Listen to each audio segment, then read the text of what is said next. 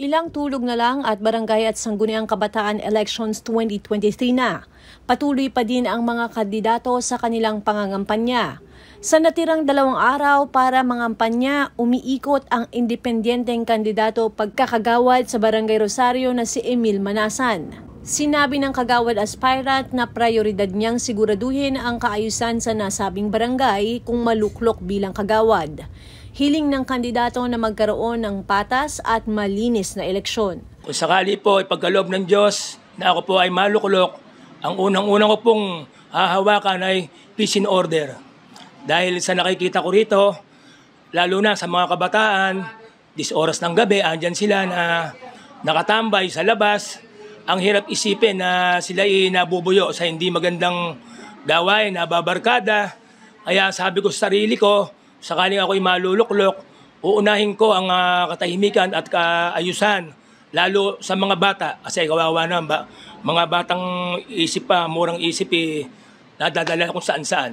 Nagtulak na rin sa akin na ako'y tumakbong independent dahil kasi pagka may grupo, siyempre kahit mga magkakasama kayo, hindi nawawala yung nagkakanya-kanya rin yan. Pero hindi naman siguro lahat.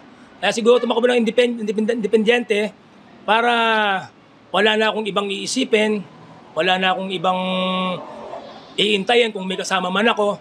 At least makapag-focus ako sa mga pupuntahan ko, sa mga bababaong kong lugar, sa mga purok, at nang makapag-kampanya ako ng maayos. Kung ako ay isang botante, iboboto ko po talaga si Emil Manasan.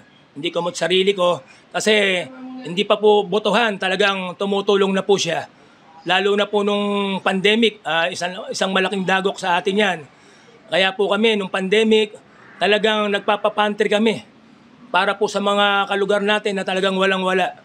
Na talagang halos 80% down tayo ng mga time na yon. Siyempre, kailangan natin tumulong sa mga kalugar natin na wala na talagang halos kinakain sa araw-araw. Sa mga kabarangay ko, maraming salamat at sana magkaroon tayo ng malinis na halalan, na patas, may kababahan loob at may takot sa Diyos.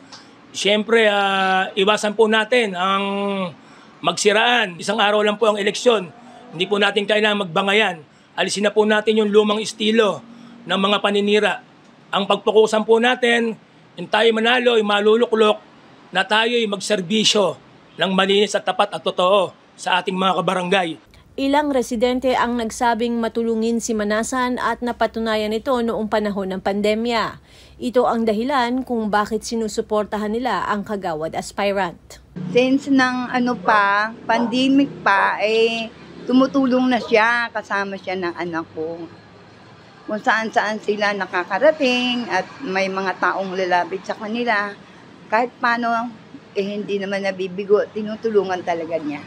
Kaya naman gusto ko siya na maging kagawad dahil matulungin po siya. Mabait po siyang tao, matulungin po siya. Si Kagawad Emil, yun po, iboboto ko po siya. Tsaka kinakampanya ko rin po siya sa mga kaibigan ko, mga kamag-anak ko. Unang-una po sa lahat, hindi po siya yung taong mahirap lapitan. Napakadali niya po lapitan, lalo po nung pandemya. Isa po siya sa mga taong nakakatulong dito sa Barangay Rosario na wala ka pong maririnig na kahit anuman pong salita o sumbat sa kanya. Maganda rin po siyang ehemplo para sa mga kabataan at sa mga taga-Barangay Rosario dahil nakakatulong po talaga siya. Kaya ako po siya iboboto kasi okay po siya para sa akin na maging kagawad ng Barangay Rosario. Ako si Luan Peñano para sa latest ng iNews Pasig.